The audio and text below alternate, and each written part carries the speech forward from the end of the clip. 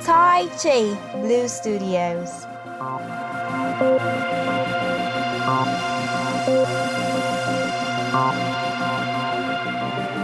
Music paint.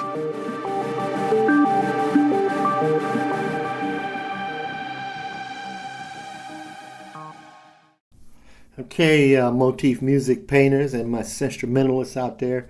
This is part 4 for that wave controller. We're gonna go a little bit more into the controller art that we made. And keep in mind that the controller arps, or actually any other kind of art that you're going to make on the Motif or MoX, they're going to be created with song job 7 or pattern job 7. So that put track to arpeggio, that's how you create your own user-defined art.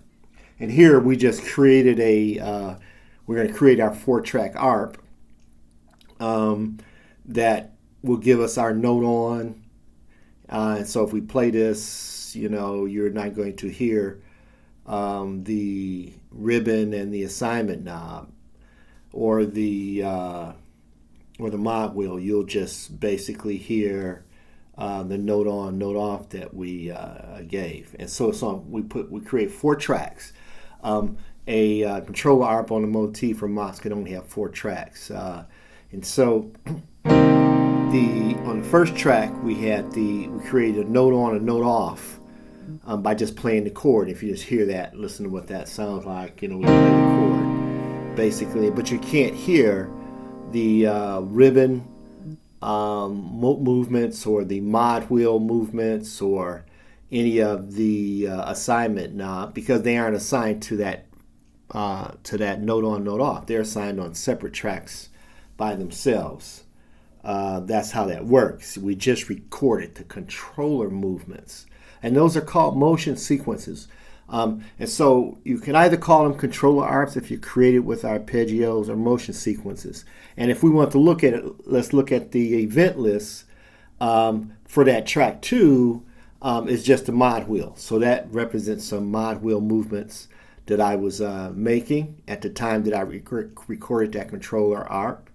And it's just capturing those movements. And then on the 3rd track, I recorded controller number 22. That's the ribbon. So I'm just really sliding, at this point, I'm sliding my finger in a certain pattern across that ribbon, my ribbon controller, right? It's not affecting the sound now. It's going to affect the song later. And on track 4, that's me just turning the assign knob number 1. So I'm giving a certain kind of motion. I'm turning a certain kind of motion with that assigner knob number 1. And that's going to be applied to the wavetable once we assign this control arp to the actual wavetable itself. And so if you see here, we have that track 1, 2, 3, and 4. Some people call these lanes, lanes, tracks, when they start dealing with motion sequences. But I took those 4 tracks, the note on, note off, the ribbon, the assign knob, and the mod wheel, and I assigned those to 4 tracks with the put track to arpeggio job number 7. So that's how that works, right? It just takes that arp, what we recorded right here in the song mode, and we assign it to the controller arp, right? And so I'm going to load up that wavetable that we created in part 1 of this series. We call it that wavetable 3, right? It kind of has, if you remember, we used the FM sharp, FM wave, some FM sounds, and a high pad, right? And we just want to show here that we set up that how that arp is set up, and that it's a controller arp that's the category of the arp that we created. And that's all really just to manipulate what that wavetable is doing, right? And so that's what's nice about that. You can see how that ties to that wavetable 5 That's the ARP that we're going to assign to Wavetable 3 voice here, and we're going to assign it in that arpeggio 1 position. So we'll be able to turn it on and off by accessing the arpeggio 1. And then we'll look at the controller set and see how this mod wheel is, how the control ARP is set up. So notice that we want to take the mod wheel and we're going to assign that to the element, LFO, pitch, and then ribbon we're going to assign to the element level, and the assignment 1 knob we're going to assign to coarse tune. And we'll actually let all of the elements participate in that. So if you look at what's going on there, and just to kind of get some sense of what this is going to sound like, we change the depth on this, and this is applying a depth of 21 to this element LFO pitch modulation. And what's going on is the motions, the movements that I was making of the mod wheel. That's what's affecting the voice right now. And whatever I did on the, whatever motion I made on the mod wheel, I'm now manipulating that, adding 22, adding 21, MIDI 21, adding 64, adding 65 to that, right? And so you can hear how this is changing the sound here. And then for the ribbon, we're turning off the mod wheel. For the ribbon, we will we're going to do it at the element level. So it's kind of, you get it kind of coming in, the sound coming in and going out. And the point of this is we really want to control the shape of that wave as it's matriculating through the wavetable. So we're manipulating the wavetable position pointer by using a note on and note off, and then the other controllers that we're using is actually letting us shape the wave however we want it to shape it. Right? So in this case, I just did some random movements of the mod wheel and the ribbon controller and the assignment, and I just really wanted to show how you create a controller ARP, and I wasn't trying to go necessarily for a particular kind of a wave shape. I didn't have anything particular in mind, but here's how you would do that. Let's say we're going to change that coarse tune, and we want to have something strange go on there. You can hear a dramatic change in the tuning of the waveform. We have something like a coarse tune of 13, like I said, and we turn the other effects of the other controllers off. If we set those to 0, you won't hear anything. The effect of me moving those controllers, it'll be nothing, because it's set at nothing. But if you add or subtract something to that, then that's going to actually change and add some effect to that waveform, right? So they can be dramatic in either the positive direction or the negative direction, right? And so keep in mind, the whole point of the controller assignments is for you to take whatever you set up in that controller arpeggio. Like I said, in my case, it was the mod wheel, the ribbon, and the assign knob. And you can assign that to whatever destination that you want to assign that to, okay? And we have, out of 6 sources on the Motif and MoX, we have 101 destinations that we could use. So it's a pretty powerful situation. And we can combine these. I can turn those controller assignments off and on as I want, and I can mix them in any kind of way that I wanted to. This is a very powerful feature. I can have it apply to just some of the elements out of the 8 elements that we have for voice. I can have it apply to some of the elements but not to all of the elements, right? I could apply coarse tune or E level to some of the elements, but not all of them. Coarse tune to some elements, but not all. So that's kind of what's going on. So in the wavetable, you want to have that wave table position move between those different wave forms. we do that, but in addition to the wave position pointer moving in the wavetable between the different waveforms, we also would like to shape what those waves look like and what they sound like. Okay, and so we are able to shape those in real time with a real-time control by making a controller arp or a motion sequence. And this is just a point that causes confusion sometimes. A motion sequence or controller arp, that's something that's you plan for that motion or that control ahead of time. You aren't really setting that up from scratch in real time. You want to maybe modulate it in real time, but a motion sequence or control arp is something that's pre-recorded. So in this case, we created the controller arp, we named it Wavetable 5, and then we came and applied that to our voice that we called Wavetable 3. I know, a crazy naming scheme here. And so if you listen how I'm changing these values for the mod wheel and the ribbon in the sine, you notice how you're getting different sounds here. We changed from coarse tuning to fine tuning, and you just get a different effect. And so although the motions are the same, those are the same motions that I recorded earlier, I can take those motions and assign them to any destination I want.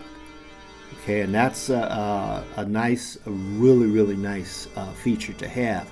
And so whatever the rhythm was and the pattern of motion that I used for the mod wheel and the ribbon and the assign one knob controller, whatever those rhythms or those motions were, or how many times I turned the knob and which direction I turned it in, those motions can then be applied to any of the 101 destinations that we have on the Motif and MoX. And once you apply it to a destination, you use the depth. That's what you can change in real time. How much of that motion applies to the wavetable at any given moment. So the actual motion itself is pre-recorded, but the amount the motion is going to affect the wavetable, that's what I'm doing when I am manipulating that depth parameter. Okay, and so if I'm turning the element switch off and on, and I am manipulating the depth parameter in real time, that's really just applying how much of the motion that I want. So in the case of the mod wheel, where I had a pre-recorded amount of times that I pushed that mod wheel up and then I pushed it down, and then on the ribbon here, I might have went to the left twice and to the right 3 times, and then on the assignment knob I may have made a motion. Those are pre-recorded, and I can then take and assign whatever destination that I want to those things, and then I can actually use that controller in real time to control what that wavetable waveform is going to actually sound like. So we use the note on and note off to move the wavetable position pointer. Keep in mind, remember that wave random and wave cycle on the Motif or MoX, that wave cycle and wave random parameter changes the waveform every time it gets a note on and note off. So we use the controller arp to create that note on and note off. And that let the wavetable position pointer move. And then we use the motion, we create motions, controller motions, in any kind of rhythmic pattern we please. And we can create up to 4 independent motions per controller arp. So we have 4 lanes that we have to work with, or 4 tracks, whichever terminology you prefer. We create those 4 lanes or 4 tracks, and then we take and apply that to the wavetable. And so that's what's going on with the controller arp.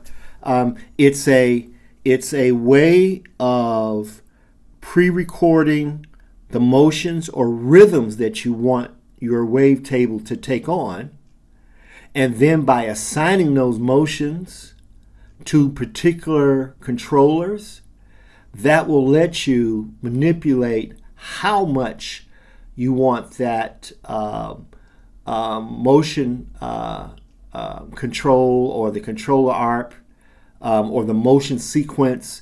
It will determine how much you want that motion sequence to affect the wavetable, how much you want that pre-recorded motion to affect the wavetable. That's what's going on here. And the other thing was with this unit multiply, or this screen that we're looking at here, this is the thing that lets us control the arp. And so we can change any of these things: the swing, the quantized value, the velocity rate, the gate time rate, the random sound effects, trigger mode, looping on and off. You can take that and apply any of those attributes to your controller arp, which then will affect what that wavetable actually does and what it actually sounds like. And so for this was a short example. It was a simple example. I was really just trying to show how you create a wavetable, a simple one on a Motif. Like I said, in voice mode, you can create a 8 waveform wavetable, and in performance mode, you can create up to 32 wavetable, waveform wavetable. And then if you were to really want to get exotic, you can go out to pattern or song mode and create 128 waveform wavetable. And then you could use the full power of controller arps to shape and form that wavetable any way you want to shape and form it. And I just really scratched the surface here, just trying to give everyone all my Motif and MoX music painters and instrumentalists a way to go if they need to create wavetables. And this is the instrument we have. This is the instrument we're working with. Obviously, you can get other synthesizers and other apps or VSTs that do this kind of thing. But some of us prefer to work on our Motifs and our MoXs. And for those of us that need to do that and we need to make wavetables, this is how you make it. So keep that in mind. Wavetables are made with the in the wave random or wave cycle feature of the Motif and MoX. You're using that XA control engine. We pick wave cycle or wave random. We then create a controller arp that sends note on, note off to make sure that the wave cycle is activated. And then you can just create a controller arp that uses various controllers to help you shape that wave any kind of way you want to shape it. And then you would use the arpeggios, unit multiply. You can use the attack, and you use the tempo parameters. So the attack and the tempo parameters, right, are a big part of controlling and manipulating your waveform. Okay, so guys gonna catch you all next time. Hopefully this knowledge drop helps, and we'll catch you next time.